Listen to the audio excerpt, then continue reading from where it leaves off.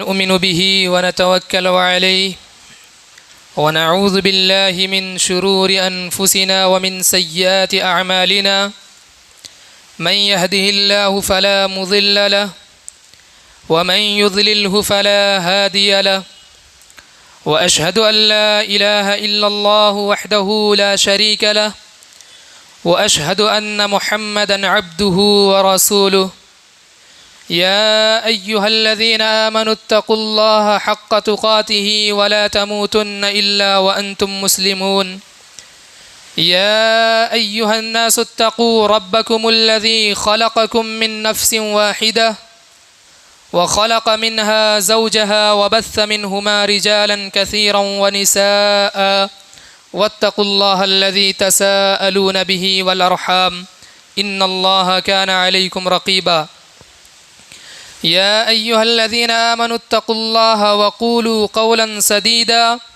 يصلح لكم أعمالكم ويغفر لكم ذنوبكم ومن يطع الله ورسوله فقد فاز فوزا عظيما أما بعد فإن خير الحديث كتاب الله وخير الهدي هدي محمد صلى الله عليه وسلم وشر الأمور محدثاتها وكل محدثة بدعة وكل بدعة ضلالة وكل ضلالة في النار فأعوذ بالله السميع العليم من الشيطان الرجيم وأطيعوا الله ورسوله ولا تنازعوا فتفشلوا وتذهب ريحكم واصبروا إن الله مع الصابرين وقال النبي صلى الله عليه وسلم مثل المؤمنين في توادهم وتراحمهم وتعاطفهم كمثل الجسد الواحد إذا اشتكى منه عضو تداعى له سائر الجسد بالسهر والحمى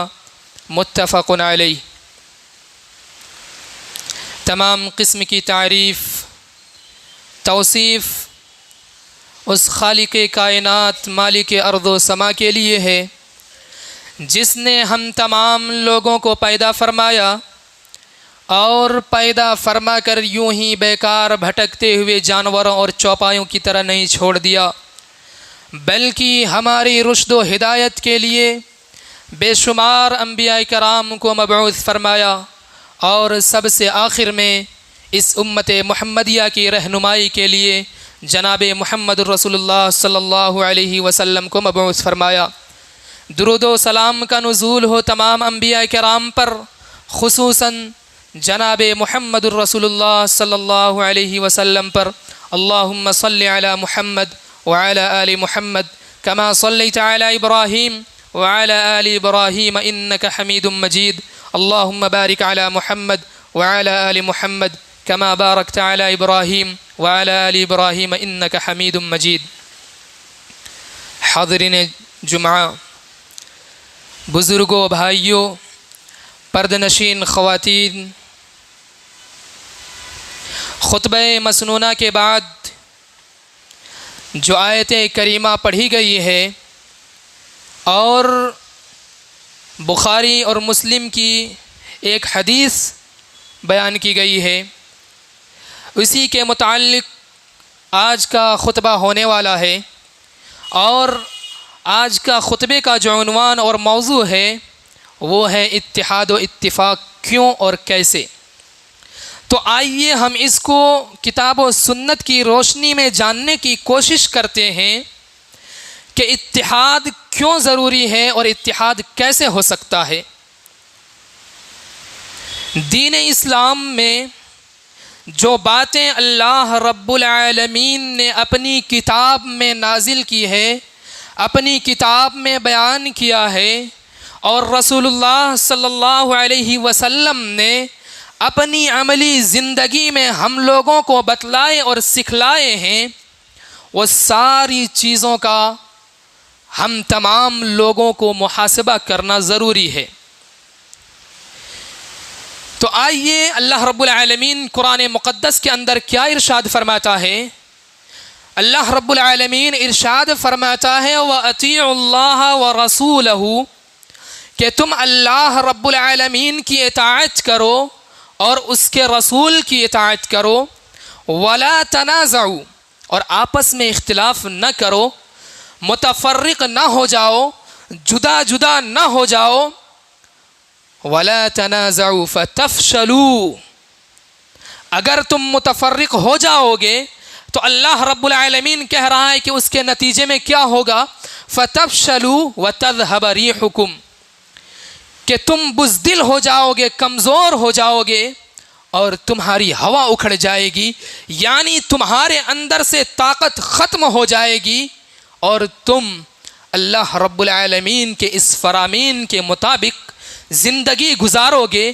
متحد ہو کر زندگی گزارنا چاہتے ہو تو اللہ رب العالمین آگے کہتا ہے وَاصْبِرُوا، اپنی مصیبتوں پر، اپنی تکلیفوں پر صبر کرو.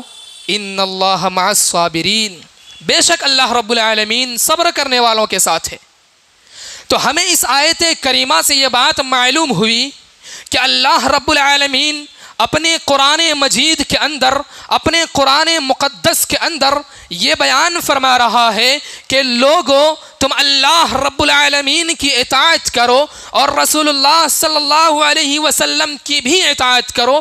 جو رسول اللہ صلی اللہ علیہ وسلم کے ذریعہ تم تک دین پہنچی ہے، جو اسلامی شریعت تم تک پہنچی ہے، ان پر تم عمل پیرا ہو جاؤ اور آپس میں لڑائی جھگڑا نہ کرو. وَلَا تَنَازَعُوا، آپس میں اختلاف نہ کرو، متفرق نہ ہو جاؤ، الگ الگ نہ ہو جاؤ. اگر ہم فرقوں میں بٹ جائیں گے، متفرق ہو جائیں گے، منتشر ہو جائیں گے تو اللہ رب العالمین نے ارشاد فرمایا فَتَفْشَلُوا وَتَذْهَبَ رِيحُكُمْ، کہ تم بزدل ہو جاؤ گے، تم کمزور ہو جاؤ گے، تمہاری ہوا اکھڑ جائے گی، تمہاری طاقت ختم ہو جائے گی. تم متحد نہیں ہو سکتے اگر تم اللہ رب العالمین کے ان فرامین کے مطابق نہیں چلو گے، اللہ رب العالمین کے اس فرمان کے مطابق اپنی زندگی کو نہیں ڈھالو گے. اگر ہم متحد ہو کر اپنی زندگی کو نہیں گزاریں گے تو اللہ رب العالمین نے کہہ دیا فَتَفْشَلُوا وَتَذْهَبَ رِيحُكُمْ.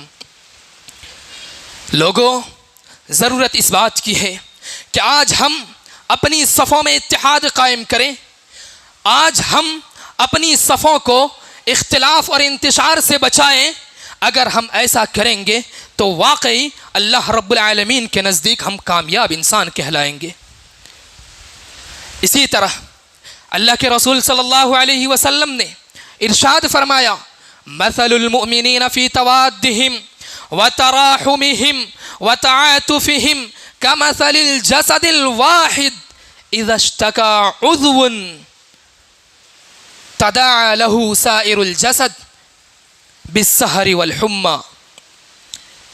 کہ لوگوں، تم مومنوں کو دیکھو گے آپسی الفت و محبت میں، آپسی الفت و شفقت کرنے میں ایک جسم کی طرح پاؤ گے، لطف نرم خوئی میں ایک جسم کی طرح پاؤ گے. اور گویا کی اس کا کوئی عضو، اس کا کوئی جسم کا حصہ، کوئی جسم کا ٹکڑا تکلیف میں ہوتا ہے تو سارا جسم اس تکلیف کو برداشت کرتا ہے، سارا جسم اس تکلیف کو سہتا ہے، سارا جسم اس تکلیف کو اٹھاتا اور جھیلتا ہے. گویا کی رات کی اس کی نیند اڑ گئی ہو، گویا کہ اس کی نیند اس تکلیف سے ختم ہو گئی ہو. اس طرح سارا جسم انسان کے اندر وہ تکلیف کو سہتا اور برداشت کرتا ہے. اللہ کے رسول صلی اللہ علیہ وسلم نے ہمیں اس حدیث کو بیان کر کے یہ تعلیم دی ہے. شریعت اسلامیہ نے ہم تمام لوگوں کو یہ سمجھایا ہے کہ تم ایک جسم کی مانند بنو، ایک جسم کی طرح ہو جاؤ.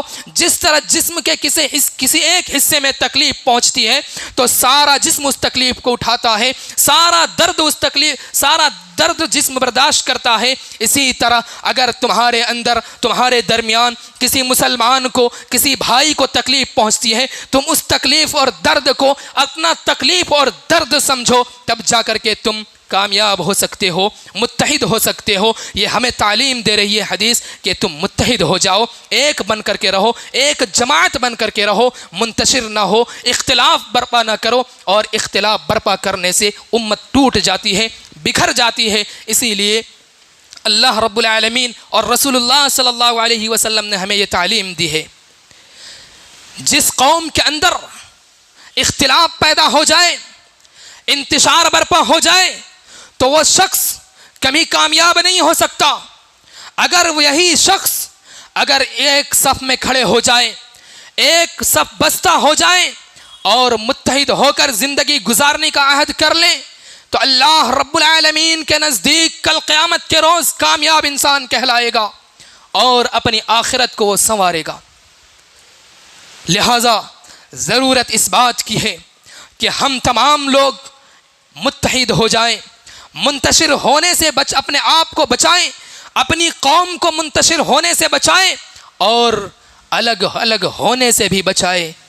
رب العالمین دوسری جگہ قرآن مجید کے اندر ارشاد فرماتا ہے ان اللہ یحب الذین یقاتلون فی سبیلہ صفا کأنہم بنیان مرصوص، کہ بے شک اللہ رب العالمین ان لوگوں سے محبت کرتا ہے جو اللہ رب العالمین کے راستے میں ایک صف میں کھڑے ہو کر کے جہاد کرتے ہیں، لڑائی کرتے ہیں صرف اللہ رب العالمین کے لیے۔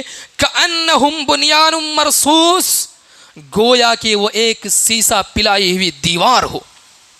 اللہ رب العالمین نے ایک دیوار کی مثال دے کر لوگوں کو یہ سمجھانے کی کوشش کی ہے کہ تم بھی اسی طرح بن جاؤ جس طرح لوگ ایک صف میں ایک ہو کر کے متحد ہو کر کے ایک جماعت ہو کر کے جہاد کرتے ہیں، اسی طرح تم مسلمان بھی کأنہم بنیان مرصوص، بنیان مرصوص کی طرح ہو جاؤ، سیسا پلائی ہوئی دیوار کی طرح ایک صف میں کھڑے ہو کر کے مقابلہ کرو، تب جا کر کے کامیاب ہوں گے۔ اسی طرح اللہ کے رسول صلی اللہ علیہ وسلم کی جب اللہ کے رسول صلی اللہ علیہ وسلم نبی بنا کر جب عرب کے اندر بھیجے گئے تو آپ نے دیکھا کہ عرب زمانے جاہلیت میں متفرق تھا، عرب قبیلہ ایک دوسرے کے خون کے پیاسے تھے، خاندانی جھگڑے تھے، قبیلوں کا جھگڑا تھا، لیکن جب نبی کریم صلی اللہ علیہ وسلم کا مبعوث ہوا تو ان ساری چیزوں کو اللہ کے رسول صلی اللہ علیہ وسلم نے ختم کر کے لوگوں کو ایک جماعت میں لا کر کے کھڑا کر دیا، اور اللہ کے رسول صلی اللہ علیہ وسلم نے ارشاد فرمایا لا فضل لعربی علی عجمی ولا لعجمی علی عربی ولا لابیض علی اسود ولا لاسود علی ابیض الا بالتقوی، کہ لوگوں کسی عربی کو کسی عجمی پر کوئی فوقیت نہیں ہے، کسی عجمی کو کسی عربی پر کوئی فوقیت نہیں ہے، کسی گورے کو کسی کالے پر، کسی کالے کو کسی گورے پر کوئی فوقیت نہیں ہے۔ مدار فوقیت اور معیار برتری صرف پرہیزگاری اور اللہ رب العالمین کا خوف میں ہے۔ اگر ہمارے دلوں کے اندر اللہ رب العالمین کا خوف ہوگا، اگر ہمارے دلوں کے اندر اللہ رب العالمین کا تقوی ہوگا، اگر ہمارے دلوں کے اندر پرہیزگاری ہوگی، تب جا کر کے ہمیں فوقیت ملے گی۔ اللہ کے رسول صلی اللہ علیہ وسلم نے بیان فرما دیا کہ لوگوں کسی عربی کو کسی عجمی پر، کسی عجمی کو کسی عربی پر، کسی گورے کو کسی کالے پر، کسی کالے کو کسی گورے پر کوئی فوقیت نہیں ہے۔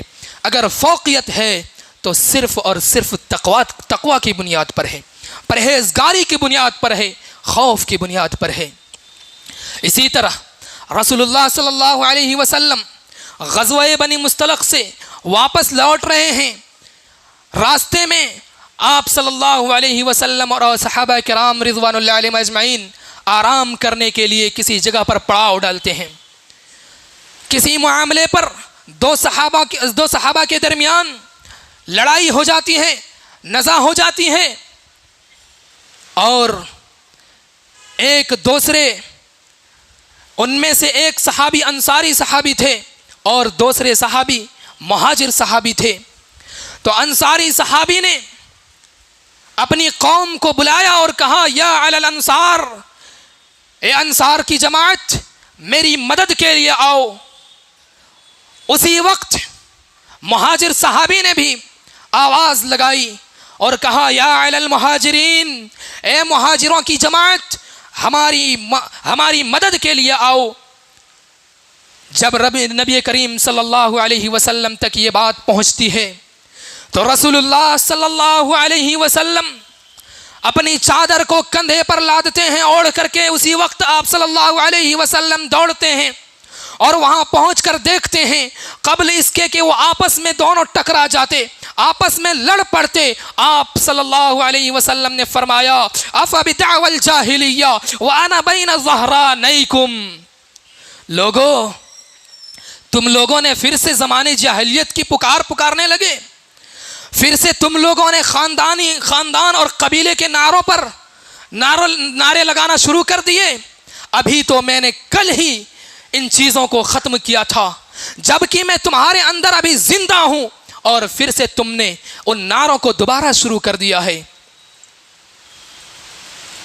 رسول اللہ صلی اللہ علیہ وسلم نے ان دونوں کے درمیان صلح کرا دی اور کہا کہ لوگوں تم لوگ جاہلیت کی طرح زندگی کو گزارنا چھوڑ دو, جاہلیت کے نعروں کو چھوڑ دو اور خلوص کے ساتھ, للہیت کے ساتھ مکمل طور پر اسلامی شریعت میں داخل ہو جاؤ.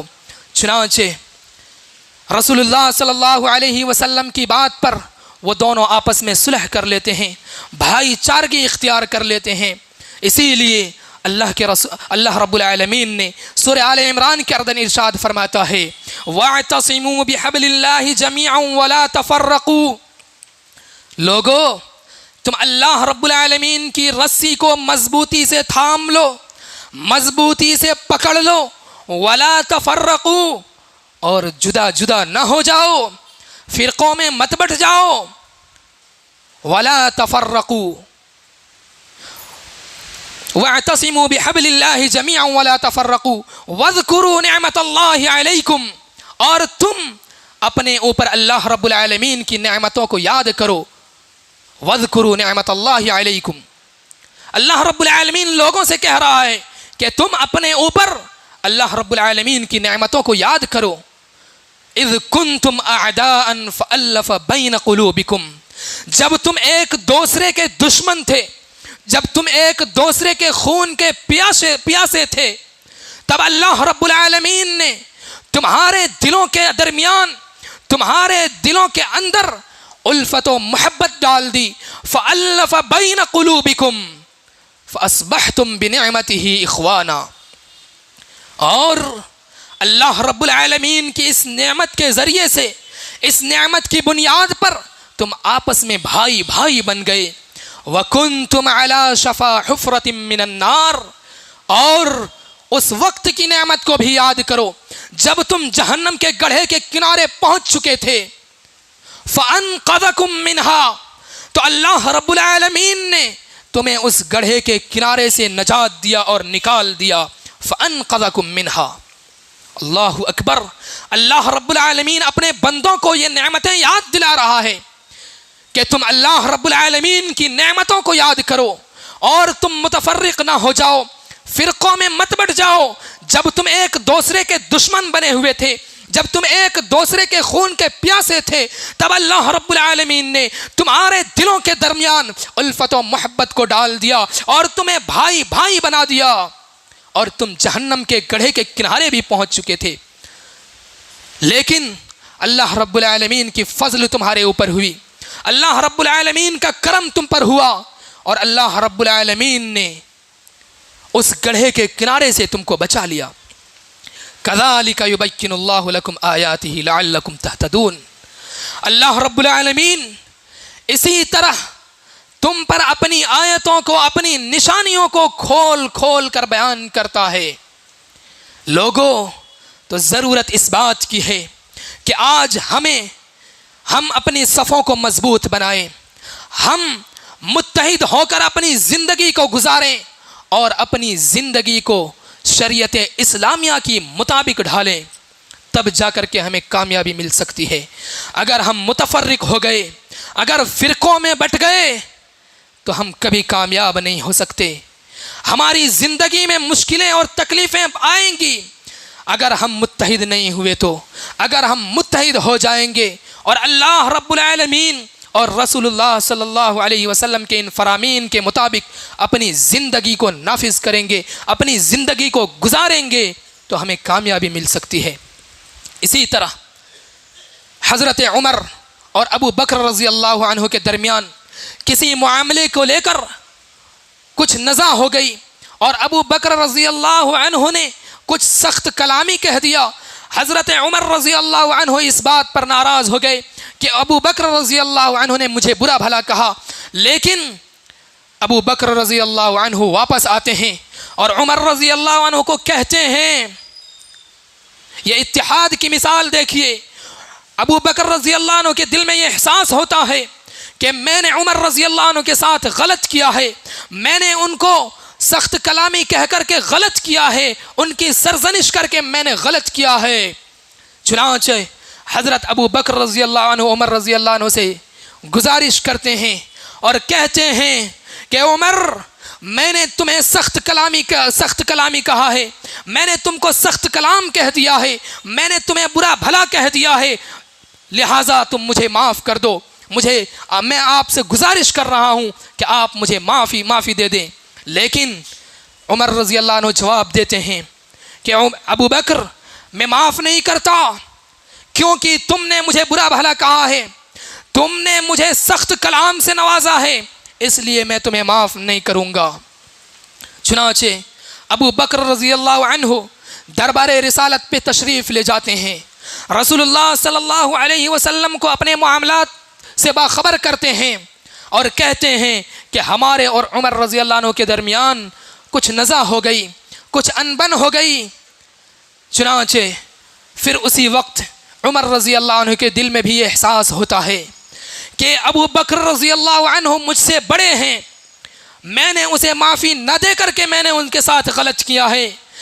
دوڑے عمر رضی اللہ عنہ ابو بکر رضی اللہ عنہ کے گھر پہنچتے ہیں، چنانچہ دیکھتے ہیں کہ ابو بکر رضی اللہ عنہ وہاں اپنے گھر میں نہیں ہے، وہ سمجھ جاتے ہیں کہ وہ ضرور رسول اللہ صلی اللہ علیہ وسلم کے حضور ہوں گے، چنانچہ ان کے گھر سے پلٹ کر کے دربار رسالت میں عمر رضی اللہ عنہ حاضر ہوتے ہیں اور دیکھتے ہیں کہ رسول اللہ صلی اللہ علیہ وسلم کا چہرہ غصے کی وجہ سے سخت سرخ ہو گیا ہے۔ عمر رضی اللہ عنہ سمجھ جاتے ہیں کہ ابو بکر رضی اللہ عنہ نے ہمارے معاملات سے رسول اللہ کو باخبر کر دیا ہے۔ چنانچہ عمر رضی اللہ عنہ سے رسول اللہ صلی اللہ علیہ وسلم کہنے لگتے ہیں کہ عمر، تم میرے دوست کو تکلیف دیتے ہو، کیا تم انہیں معاف نہیں کر سکتے؟ جب پوری دنیا میری دشمن تھی تب جا کر کے ابو بکر رضی اللہ عنہ نے میرا ساتھ دیا، میرے دوست نے مجھے پناہ دی، اور تم اسے معاف نہیں کر سکتے۔ چنانچہ ابو بکر اسی درمیان کہتے ہیں کہ اللہ کے رسول صلی اللہ علیہ وسلم، عمر رضی اللہ عنہ کی کوئی غلطی نہیں ہے، ساری غلطی میری ہے، اس لیے کہ میں نے انہیں برا بھلا کہا ہے، آپ ان کی سرزنش نہ کیجئے، آپ ان کو سخت کلام مت کہیے۔ چنانچہ ان دونوں کے درمیان اللہ کے رسول صلی اللہ علیہ وسلم صلح کرا دیتے ہیں اور آپس میں وہ بھائی بن جاتے ہیں۔ یہ ہے اتحاد کی مثال، یہ ہے متحد ہونے کا جذبہ، یہ ہے اتحاد قائم کرنے کی مثال اللہ رب العالمین نے اسی لیے کہا ہے فَتَفْشَلُوا، اگر تم فرقوں میں بٹو گے تو تم بزدل ہو جاؤ گے۔ ہمیں بزدل نہیں ہونا ہے، ابو بکر اور عمر رضی اللہ عنہ کی طرح طاقتور بننا ہے۔ ہماری اگر طاقت ختم ہو جائے گی تو ہماری کوئی حیثیت نہیں رہ جائے گی، ہم اپنی حیثیت کو کھو دیں گے۔ اسی طرح اللہ کے رسول صلی اللہ علیہ وسلم نے ارشاد فرمایا،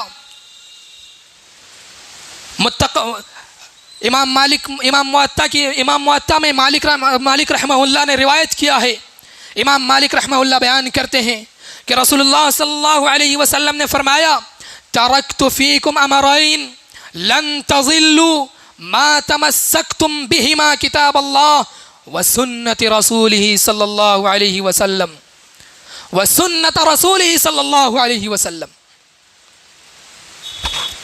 لوگو، میں تمہیں ایسی شاہراہ پہ چھوڑ کر جا رہا ہوں، ایسی ڈگر پر چھوڑ کر جا رہا ہوں، زندگی کے ایسے موڑ پہ میں تمہیں چھوڑ کر جا رہا ہوں، اگر تم اس کو مضبوطی کے ساتھ پکڑے رہو گے، مضبوطی کے ساتھ تھامے رہو گے تو تم کبھی گمراہ نہیں ہو سکتے۔ لن تضلوا ما تمسکتم بہما کتاب اللہ، اگر تم ان دونوں کو مضبوطی سے تھامے رکھو گے تو کبھی گمراہ نہیں ہو سکتے۔ وہ دونوں چیزیں کیا ہے؟ اللہ کے رسول کہتے ہیں کہ اللہ رب العالمین کی کتاب اور رسول اللہ صلی اللہ علیہ وسلم کی سنت، اگر ہم ان دونوں کو مضبوطی سے تھامے رکھیں گے. مضبوطی سے تھامنے کا مطلب کیا ہے؟ یہ نہیں کہ ہم اس کو مضبوطی سے پکڑ لیں، بلکہ اس کے مطابق عمل کرنے کو کہا جا رہا ہے. ان کے مطابق ہم عمل کریں گے تب جا کر کے ہم کبھی گمراہ نہیں ہو سکتے ہیں. مضبوطی سے تھامنے کا مطلب یہ ہے. لوگوں، ضرورت اس بات کی ہے کہ ہم اپنی صفوں کو مضبوط کریں. آج دیکھیے جگہ جگہ پر جمعیت و جماعت کا جھگڑا ہے. لوگ منتشر ہیں، ہر گاؤں محلے قبیلے میں ایک ایک جمعیت ہے اور ان جمعیتوں میں اتحاد نہیں ہے. وجہ یہی ہے کہ آج ہمیں کامیابی نہیں مل رہی ہے. آج آپ دیکھیں گے بہت ساری جمعیتیں ایسی ہیں جن میں اتحاد نہیں ہے. اگر ہماری جمعیتوں اور جماعتوں میں اتفاق اور اتحاد آ جائے تو ہم بھی صلاح الدین ایوبی کی طرح کامیاب ہو جائیں گے اور فتح یاب ہوں گے.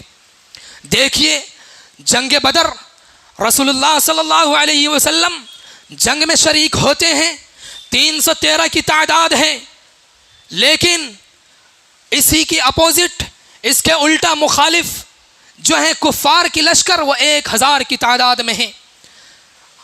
یہ لوگ مسلمانوں کی جو تعداد ہے خوف کھانے لگتے ہیں کہ کہاں 313 کی تعداد اور کہاں 1000 کی تعداد، ہم کیسے فتح یاب ہو سکتے ہیں.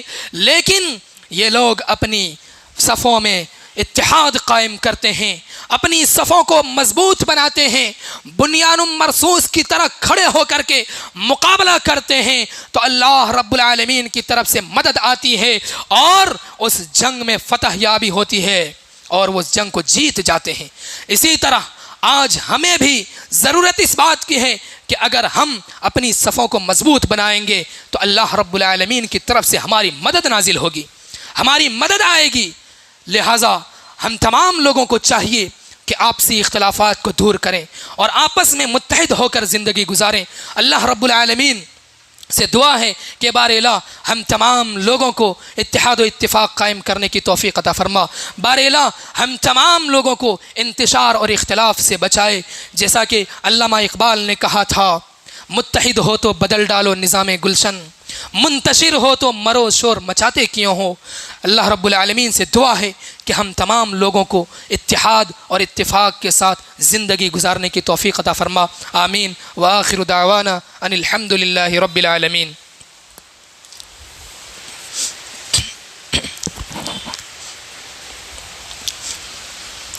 الحمد للہ رب العالمین الرحمن الرحیم مالک یوم الدین.